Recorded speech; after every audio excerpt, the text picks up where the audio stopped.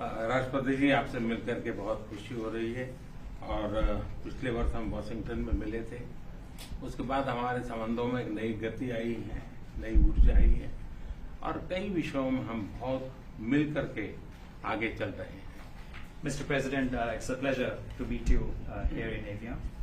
We had an extremely productive meeting in Washington last year, and since then we have given new speed and new energy to our relations, and we are working together on a number of areas. और हमारे लिए खुशी की बात है कि हमारी दोनों टीमें भी मिलजुल करके हमने जो टारगेट तय किए उसको पूरा करने के लिए भरपूर प्रयास कर रहे हैं और हम बहुत तेजी से आगे बढ़ रहे हैं। And we are also happy that our teams have also been working in close coordination and engagement, and they have been working towards achievement of the targets that we had set for ourselves last year.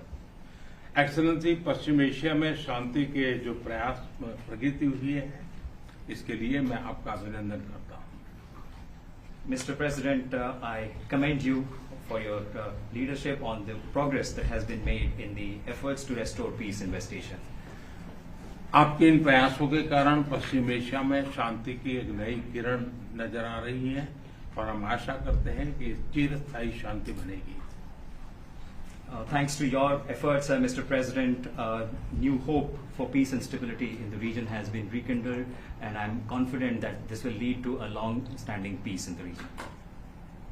Excellency, आप और हम सभी इस बात से सहमत हैं कि हॉर्मुज का खुला रहना एक वैश्विक अर्थव्यवस्था के लिए बहुत ही अनिवार्य है।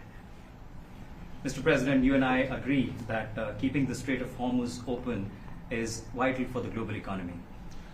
एक्सेलेंसी, हम हमेशा कहते रहे हैं कि फ्रीडम ऑफ नेविगेशन सुनिश्चित होना चाहिए और इस पर हम सब ने मिलकर के बल देना चाहिए। India has consistently emphasized the importance of ensuring freedom of navigation, and we should work together and place a particular emphasis on that.